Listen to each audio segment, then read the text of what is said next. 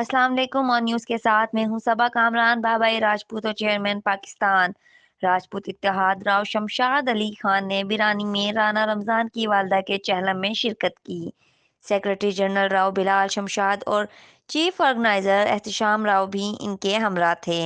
इस मौके पर चहलम में शिरकत के लिए मुख्तलिफ इलाकों से आए हुए वफूद से गुफ्तगू करते हुए बाबाई राजपूत और चेयरमैन पाकिस्तान राजपूत इत्तेहाद राव शमशाद अली खान ने कहा कि एक दूसरे के दुख सुख में शरीक होना राजपूतों की दरीना रिवायत है।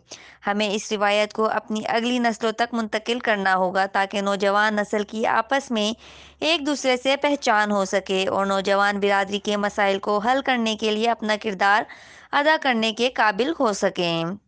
उन्होंने कहा कि राजपूत कौम अपनी अजीम तारीख रखती है। पाकिस्तान बनाने में सबसे ज़्यादा कुर्बानियाँ राजपूतों ने ही दी हैं।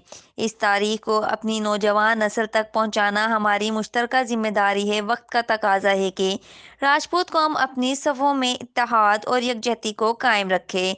इत्तेहाद की बरकत से ही राजपूत कौम अपनी अजमत रफ्ता बहाल कर सकती है। राजपूत कौम का क़याम पाकिस्तान और इस्तेहकाम पाकिस्तान में अहम किरदार अदा कर रहा है। आज भी मुल्क की जुग्राफियाई सरहदों की हिफाजत में राजपूत कौम सर फहरिस्त है। रिपोर्ट कर रहे हैं Akhtar Afzal, crime reporter on news, Karachi.